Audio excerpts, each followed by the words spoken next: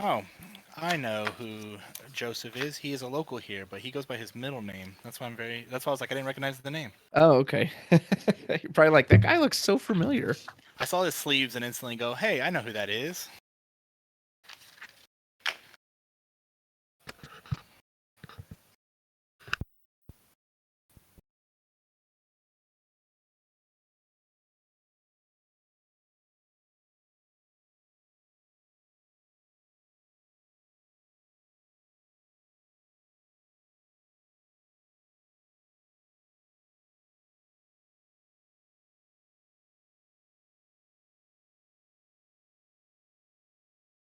All right, looks like we're going. Ooh, we pitch a Physalis for Unalesca. So Joseph is, I would guess, Ice Earth. I don't know if anyone's bold enough to bring just Mono Ice, but so far it looks like Mono Ice. Always sucks to lose a Physalis early. So Sergio having a pretty similar repeat of his, I believe, his turn one and the first time we saw him on stream, because I think he started with the Ico there as well. Decides to bring out Alexander. Ooh, look at that shuffle. Those cards look so thick with those sleeves.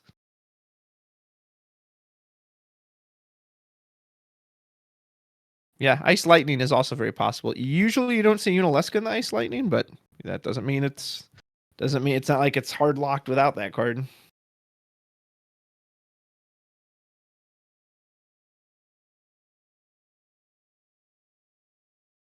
This next turn will let us know what he's thinking. I think I see Sophie in Sergio's hand.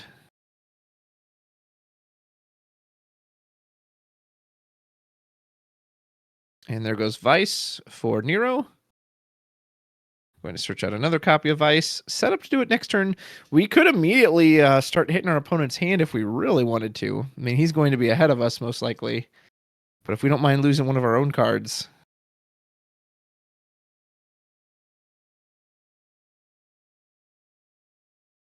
And we're going to pass there. Yep, says, nope, I'll just wait. Especially if Sergio gets down an additional backup this turn, you would actually kind of want to play Vice by pitching 2 from hand and use Unalesca on top of that, and you can take out both of his backups.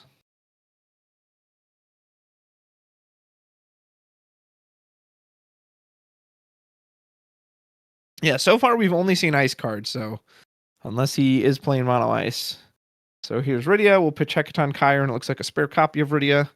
Rydia will go search us out any job summoner and summon as long as they are different elements. Sildra is our summon, so our summoner is probably Braska. That's what we saw last time. Or maybe a third copy of herself. Yeah, we'll just get the dead Rydia out of the deck now. And he didn't shuffle his deck. Is he planning to Sildra? He is actually, yeah. And then immediately pitches Une as well as the spare copy of Rydia to cast Sildra. We'll now search out another 2 cards from our deck. Yeah, you can't get Braskas with Sildra, but you can grab it with the Rydia. He did that in his first game. Sildra will presumably get us into some backups. There's the Sarah backup, which of course can then get us into Princess Sarah. We can really get any water card we want. Oh, okay, there's the Moogle. Yeah, we didn't see that in the first game. Moogle and Sarah. 2 more backups. One of them fetches us another backup. Granted, that doesn't help his colors as much for Warrior of Light. The Princess Sarah would, but... Okay, we get Kryl instead. So we'll get Kryl, as well as the Class 4th Moogle. I wonder if we'll slam one of those down this turn. I mean, we still have 5 cards in hand. So we can hold that knowing our opponent likely is going to make us discard. So we'll pitch Sarah Mobius for the Moogle. Okay, so we'll hold on to Kryl and 2 other cards in hand. And yeah, if whatever else he's doing this turn, if I'm Joseph, you're definitely popping down Vice, triggering Unalesca. No, he's going to tap the Unalesca. Say, oh, you'd get a double discard and a double freeze. Pitches a night. No, yeah, it's called the night backup.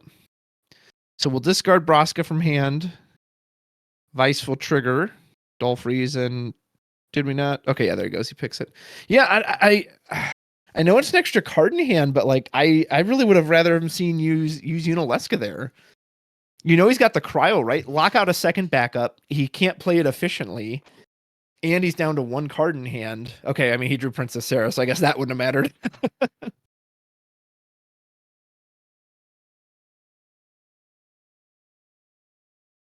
Yeah, I mean it continues to look like a mono ice deck. Maybe it is. Or we just have yet to see any other element come into play. So we did put down the Princess Sarah, presumably made it win. Hey, hit an Amaterasu into damage. Probably never sad to see one of those go. I really hope we start using this Unalesca trigger too, right? That's where this combination comes from. Pitches Unalesca and Earth. Okay. So it is Earth. I think that's Kusith behind the Unalesca. Puts down Rydia. Rydia can search us out. If we have another copy of Unalesca, we can get that.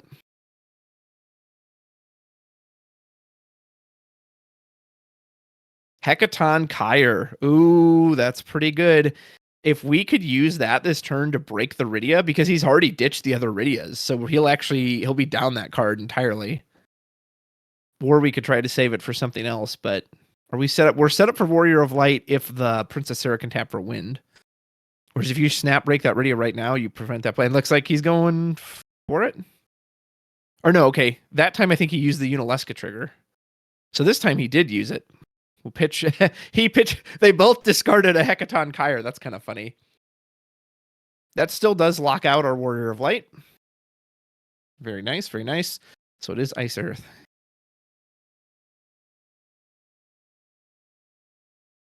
Yeah, it is an expensive play to do that, but I also feel like that's kind of what your deck's supposed to do. So, but I don't know. Maybe not. Maybe it is right to just be a little patient here and not to go too ham on it too quickly.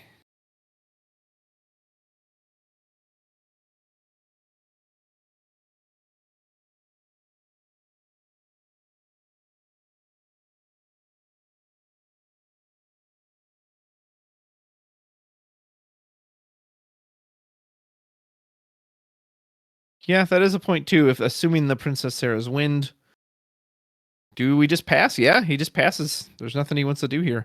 But he does save up. Oh, he has a Earth, Wind, and Water open. Again, I'm just going to go under the assumption the Sarah's Wind. Of course, someone knows for sure, they can always correct. But I think he does have Warrior of Light in hand. White Tiger Lassie Nimbus. Oh, man. One of my favorite Ice Legends. I love this card. Can only be cast off of backup. So unfortunately, he did have to tap that way. He had to use the Unalesca, but now on entry and on attack, it's going to dull freeze a character every single turn. We will cast a Kusith to get back.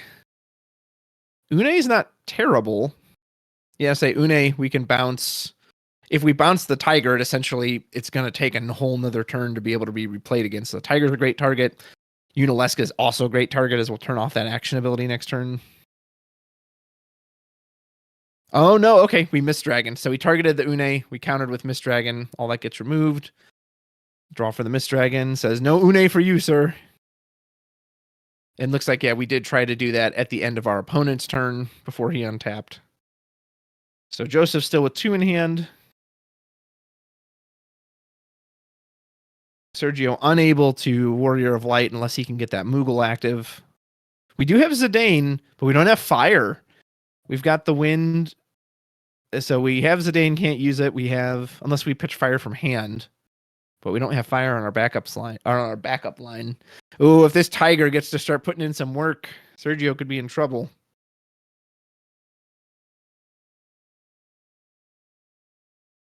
I see a Warrior of Light in his hand. So I know he has Warrior of Light, Zidane. Can't quite tell what the other cards are. There goes a Kryl. And Rosa. Okay.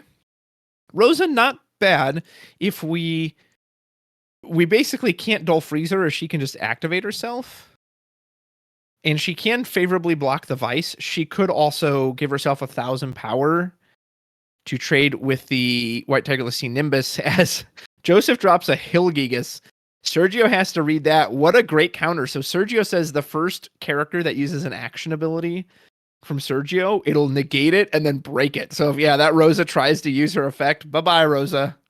I don't think so. Oh man, I haven't seen this card in a minute. That's exciting. I'm assuming we're going to do the Unalesca trigger here. Yes, we are. Make Sergio lose a card in hand. Gets rid of the Zidane. We'll hit. Yep, Princess Sarah will stay down. Here comes White Tiger Lassine Nimbus. He will put down. You could safely put down the Rosa now, yeah, because if she uses her effect, she's just going to die. There's a Tyro. There's our bonus burst. Happy to see that. What would you get here? You can't use Warrior of Light. Une is still very good. Oh,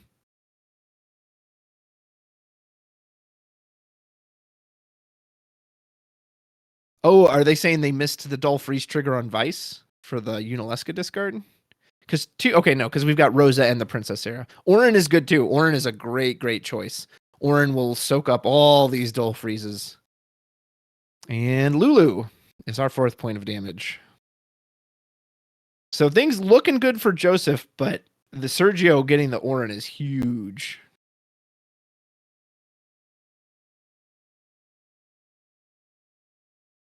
Because, yeah, Orin's now just going to soak up all these Dull Freezes.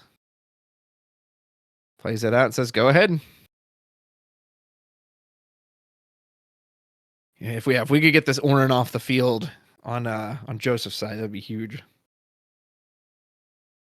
Orin's just got like a voice line. He's like, "I'll take it. I'll take it." What if this was like, if this had a digital version? Every time Orin gets frozen, she's like, "Is it cold in here? Is it cold in here? Is it cold in here?" Just says that line over and over again. Sildren to damage. We're putting them to 6. And there's Warrior of Light. Pretty good hits. Only ran into 1 Tyro burst. Joseph feeling really good right now. Vincent, nice. Oh, wow. Vincent does get to freeze the backups because it specifically says target backups. So Orin cannot be a target of this. So we still get to lock him out. Joseph putting on a Ice Earth clinic right now.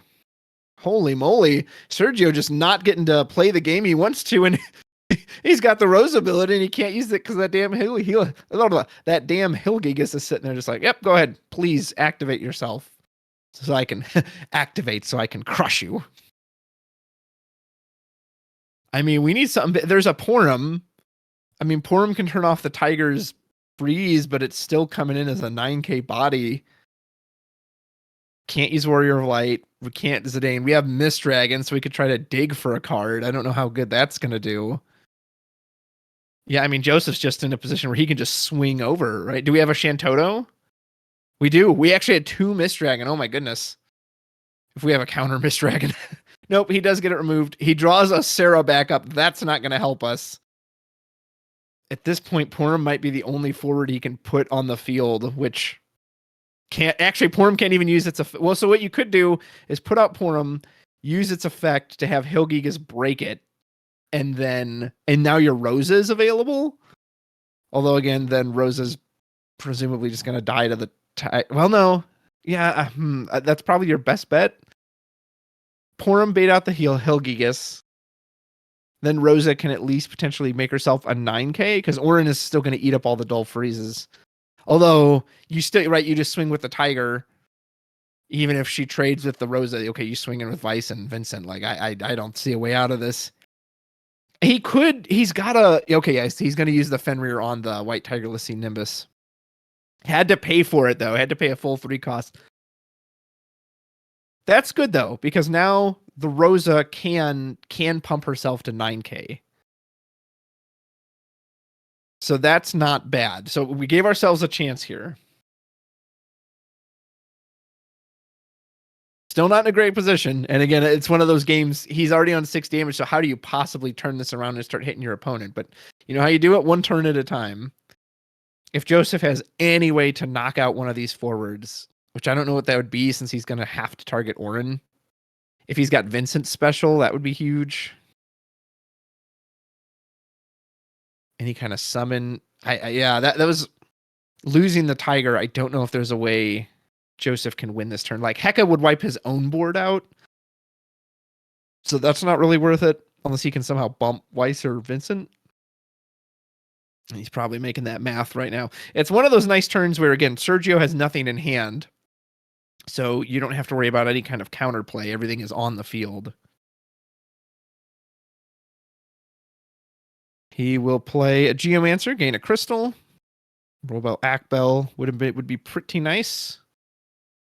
Do we have a Robel? We do. There we go. Immediately consume that crystal. Boom! Just blast that one into oblivion. Man, if Sergio had a card in hand, we could Unalesca Vice Dull Freeze right now, but you got to be careful though, right? Because he can still block with the Rosa. Yeah. So Porum is going to attempt to blink. Hilgigas will stop that, break it, which means now Rosa is free to bump herself to 9k. I don't know, man. Like, you should have at least party attacked. Like, there was no way you were getting through this turn. And yeah, see, now he got a 2-for-1. If you were going to do that, you should have just party attacked anyway, because with the Orin on the field, there's just nothing you were going to be able to do. Can Sergio get a Warrior of Light or something to save himself here? Of course, yeah, none of that also even matters if Sergio can't draw forward to protect himself. We do have a backup for Robel. We've got a spare Iridia we can grab. We have Zidane,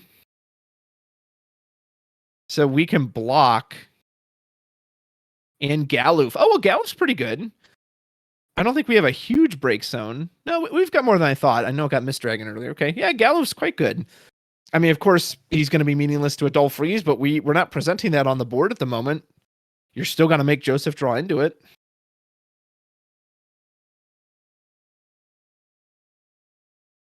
I think you do the Galoof, because yes, the Zidane could scout that card, but you can't attack with the Zidane.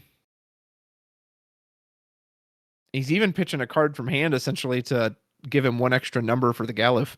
Any Dull Freeze here, and Joseph has got this easy. We'll get back to Iridia, but without the Dull Freeze, I mean, Galoof is going to just block anything and everything.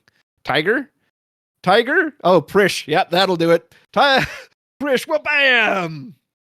Prish coming in with the Dull Freeze, and that's all she wrote. Joseph, wow, well done, sir. Ice Earth.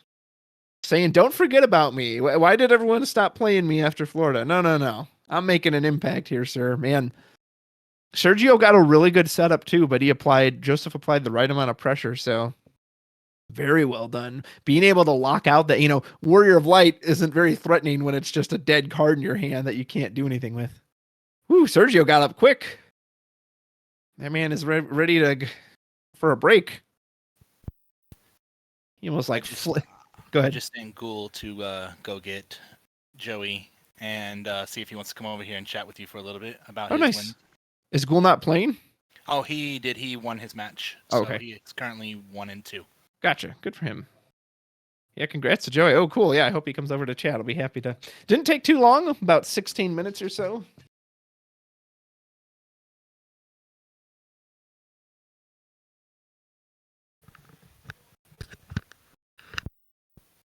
Most excellent. And I can ask him about some of those plays he made.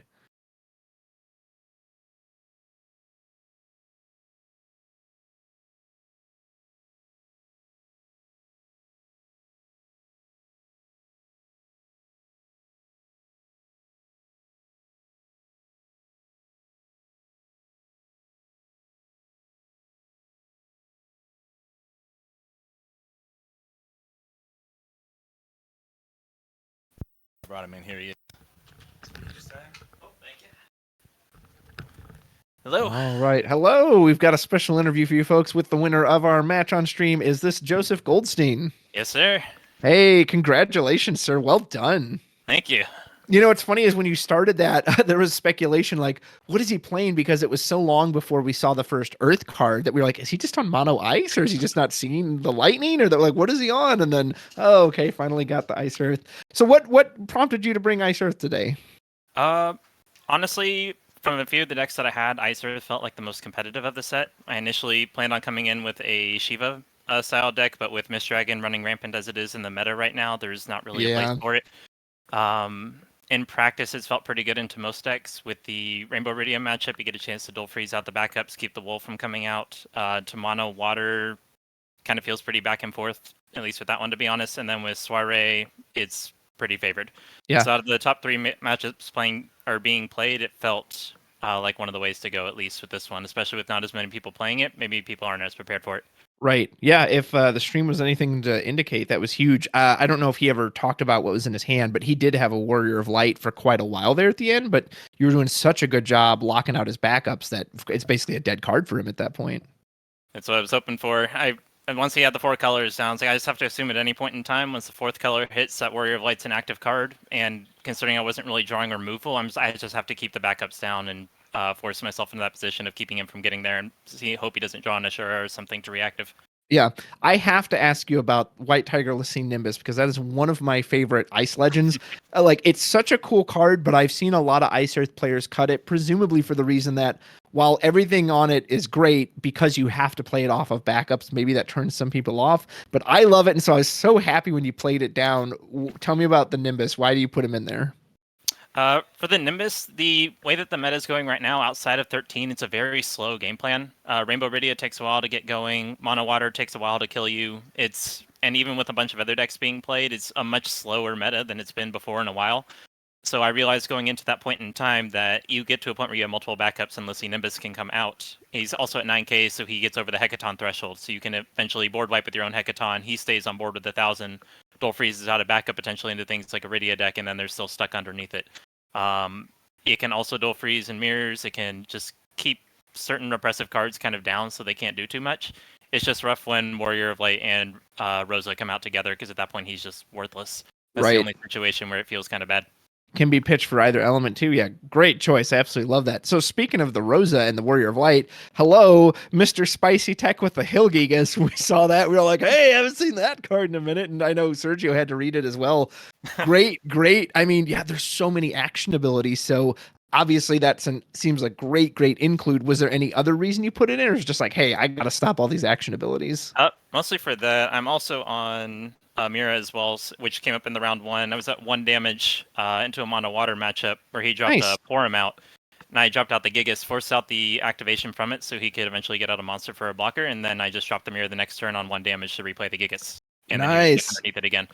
It's more so just for the action abilities. It's a break. If you're stuck under the Rosa Warrior of Lightlock as well, which is just a stupidly defensive board to try and get through, it gives you an option to actually break it because they can't dole the Warrior of Light to try and ping something out. It dies. Rosa can't reactivate anything because she dies. Une also can't re-add summons because it dies. Into anything that revolves around those Earth Water cards, it just keeps them really oppressed down, and even into like Mono Water as well. It also hits activations of or monsters animating because that's also an action ability. Great. Go ahead. Sorry, please continue. Oh, you're good. The only thing it doesn't do as much into is Soiree, but at least into everything else, it feels like a really good include. Sure. Yeah, and obviously you can't tech for everything, but really like the Mira choice too. I know for me, I don't know if you ever run into this. Sometimes if you're trying to go high roll on the Mira like a Luminous Puma, but I got to get to 5 damage. So Gigas being online only at a single point of damage has to feel so much more consistent. It does. I almost debated taking it out, and I'm very glad I didn't because it has put in a lot of work today in my first and third matchups. I bet it'll continue. So I want to ask you about that matchup too. Near the beginning, you'll hear this if you go back and rewatch the stream. So you had the turn, you did the Unileska into the Nero, you're ready with the Vice. Did any part of you consider pitching 2 cards for the Vice and then also using Unileska? You get a double dull freeze, a double discard, or was it, you know what, I need to keep my own resources healthy? Like, kind of talk to me about that turn.